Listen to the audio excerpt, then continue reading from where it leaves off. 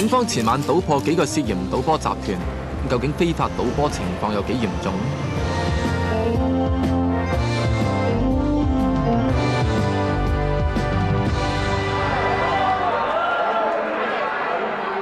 我哋估嗰個數係好犀利嘅，即係一年嚟講咧，可能真係接近即係100億嗰啲咁嘅數。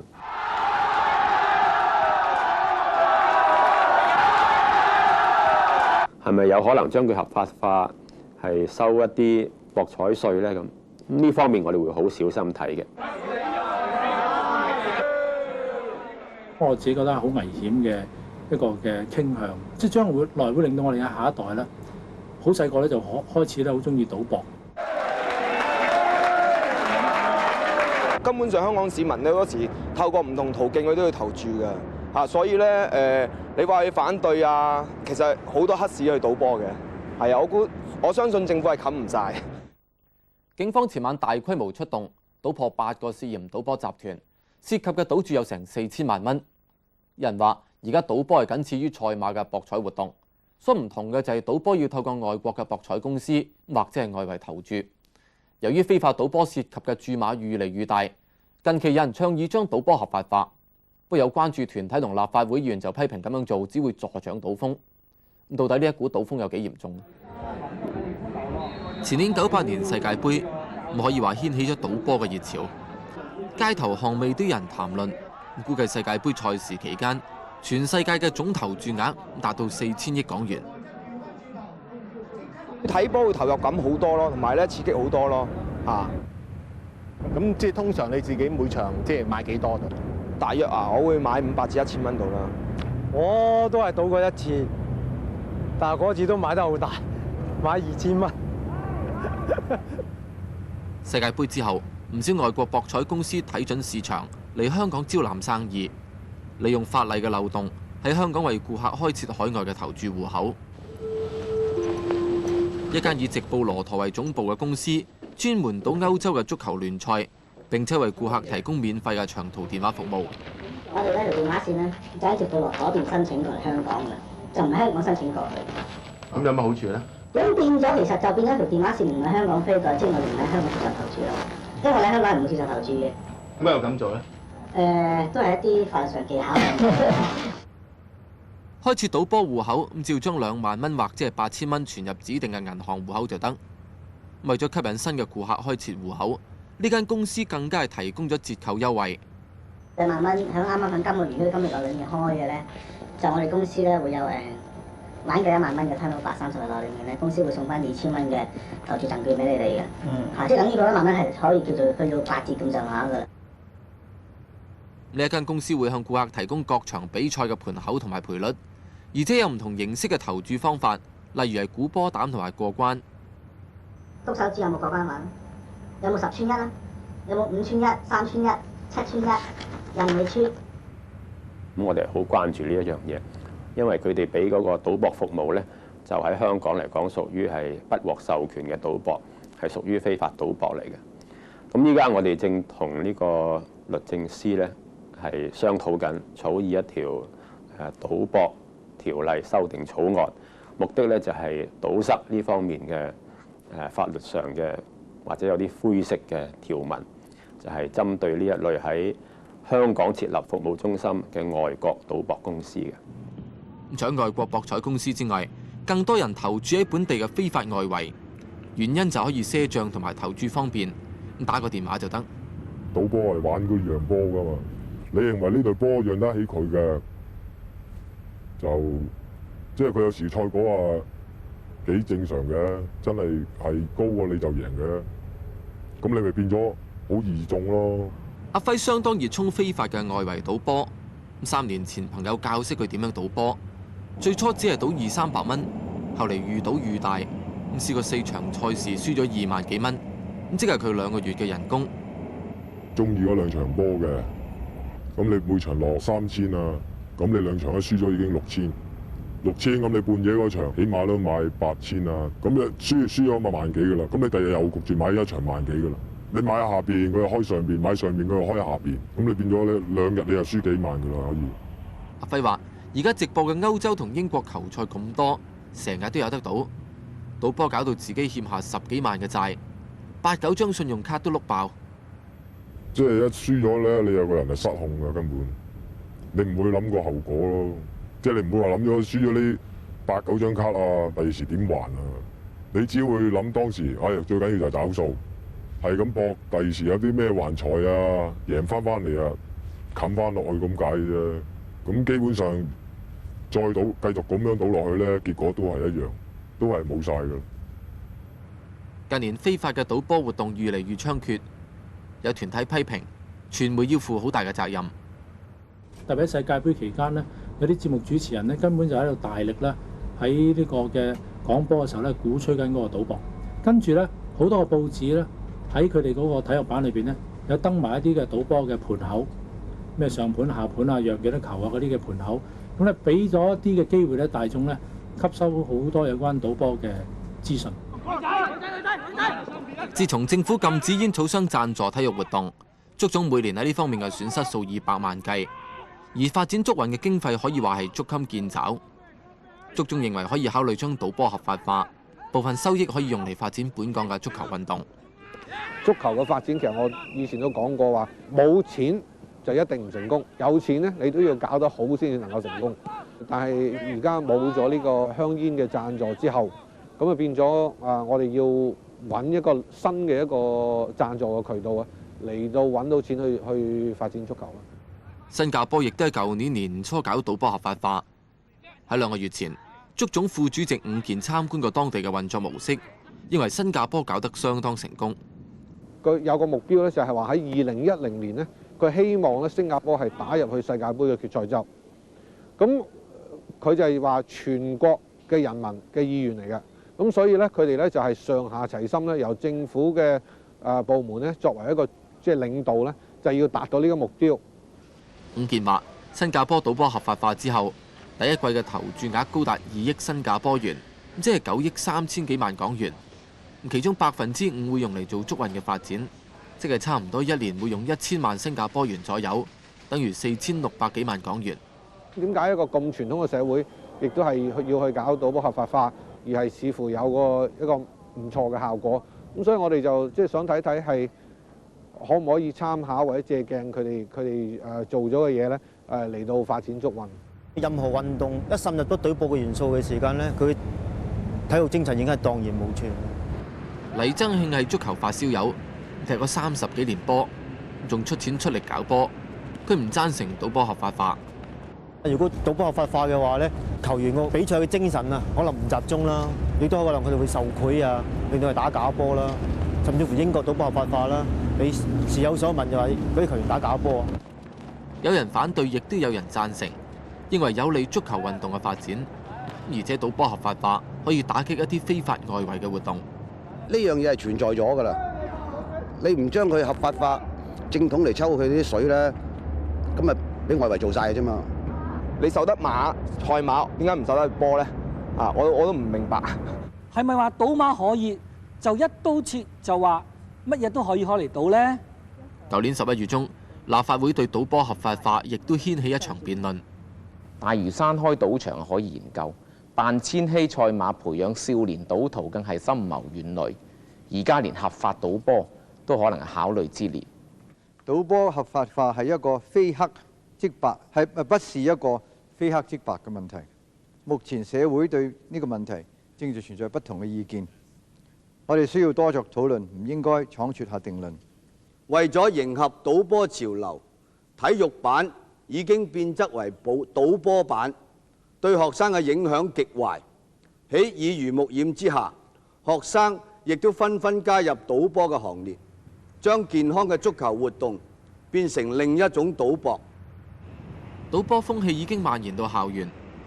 2個月前喺九龍區一間中學，校方發現有學生之間私下賭波，而牽涉學生嘅數目達到60個。有人擔心賭波合法化會影響青少年嘅價值觀。我同好多老師傾啦，都覺得如果佢喺學校裏邊咧，就教大家咧即係要腳踏實地。但係你社會咧不斷開放多啲途徑咧，鼓勵啲人有賭波啊，可能有賭場啊，或者你有增加唔同賭博嘅形式嘅話，即係啲教師即係有時我諗佢哋都有少少好激氣，就話你教我哋點教呢啲細路啫。講一單我哋琴日政府強調賭波係違反賭博條例㗎。過去年半，警方針對賭波活動出動過超過15次。前晚嘅行動係咁耐以嚟規模最大㗎，破獲8個試驗賭波集團，拉咗37個人。非法賭博咁活躍，對馬會投注額有咩影響呢？下一節再講。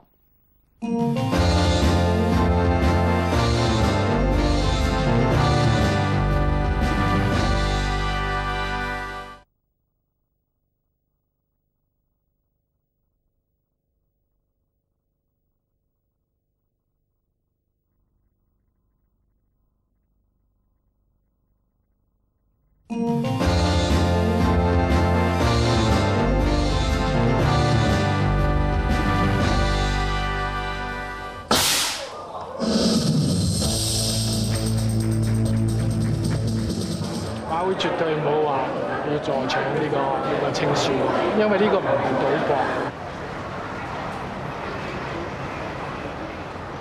有關於啲謠傳咧，話香港而家現時有具體計劃咧，係設立賭場。我相信呢啲係完全係好嘅揣測嚟嘅，實話都未有半撇。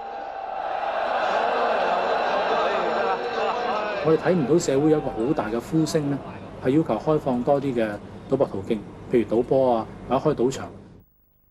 自從70年代政府容許馬會開設場外投注站以嚟，賽馬嘅投注額年年上升，賽馬加埋6合彩，每年就為政府帶嚟超過100億嘅博彩稅收入。呢2年經濟唔好，咁加上咗非法賭博活動猖獗，馬會同政府喺呢方面嘅收入受到影響。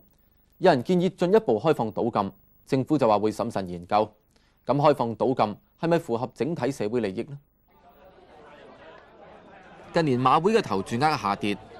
舊年馬季比前年跌咗差唔多成，入場嘅馬迷亦都減少。情侶只要經情侶通道可以免費進入馬場。馬會最近向入場嘅馬迷大送禮品，希望吸引翻啲馬迷入場嘅興趣，刺激翻投注額上升。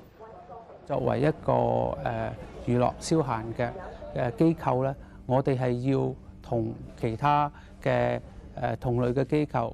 係一樣係要追上時代，一樣係要競爭。因為如果唔係，市民點解要花時間嚟睇馬，而唔係去行街睇戲呢？咁樣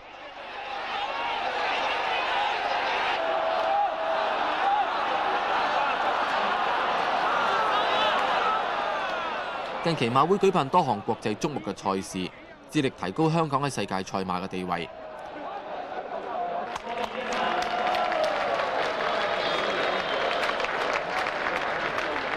不過最近一項活動就引嚟爭議，馬會喺千禧賽馬日容許18歲以下嘅青少年入場。有團體批評馬會咁樣做係希望培養青少年對賽馬嘅興趣，就係想將賽馬重新包裝到好似一個家庭式嘅一個娛樂啊，一家大細啊可以好開心咁樣入馬場啊。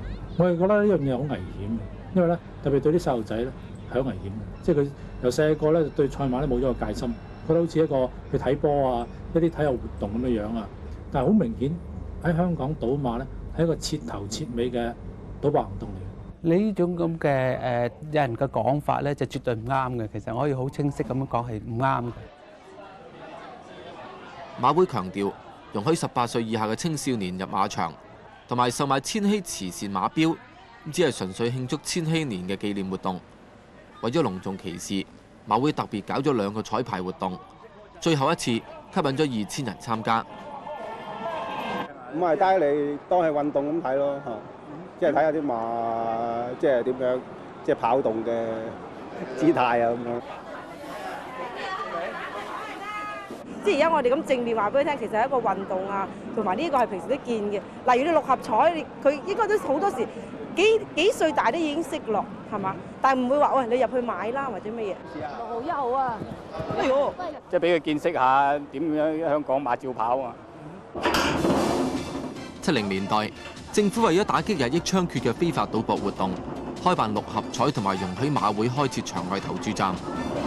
事實上，6合彩同賽馬舊年就為政府帶嚟咗122億嘅博彩稅收入。6合彩嘅收益有15%用嚟做善事，而投注賽馬同樣有少部分會用嚟做慈善用途。彩金裏邊咧，其實就13.2%咧就係交稅嘅。5.4除咗我哋嘅運作成本之外，都係全部做慈善，而81.4咧就係派翻做派彩嘅。咁所以長遠嚟講，其實個關鍵咧就係話如果彩池受影響咧，就係直接會同呢個稅收同埋慈善掛鈎嘅。根據外國啲調查咧，其實咧，如果你由一啲賭博嘅途徑咧攞到1蚊嘅一個嘅稅收嘅話咧，其實你隨時都係需要用3蚊咧去做翻一啲嘅我哋所謂嘅補救嘅行動，因為賭博產生嘅社會問題，可能家庭問題啊、青少年問題咧，你係用翻嗰個代價咧，其實係遠遠超過咧你能夠喺賭博裏邊咧賺翻嚟嗰個錢。過去3年，馬會每年都大約用10億嚟做善事。馬會認為投注額下跌，除咗整個經濟環境差之外，主要係受到非法外圍同埋其他賭博嘅影響。98年6月，警方同廉署喺一項聯合冚賭行動當中，1日之內冚咗一個集團16檔外圍馬，檢獲嘅馬籃8000萬蚊。如果以一個馬季78個賽馬日推算，全年嘅非法投注額係達到57億。最近呢，更加係有一啲海外嘅莊家啦嚟到香港係有規模咁樣係進行非法招攬，呢啲問題都係最近出現咗。舊年3月，警方高調對澳門賽馬會喺香港開設嘅6個服務站進行搜查行動，並且拘捕咗22個職員，指佢哋涉嫌非法收受投注。根據資料，澳門賽馬會嘅電話投注戶口60成嚟自香港嘅市民。不過，最後警方因為證據唔夠而冇辦法起訴。技術上咧就係唔可以話嗰個收受賭注呢一個行動咧係全部都喺香港嗰度進行。但係如果部分喺香港進行，可唔可以進行檢控咧？呢個就有些少值得爭議嘅地方咯。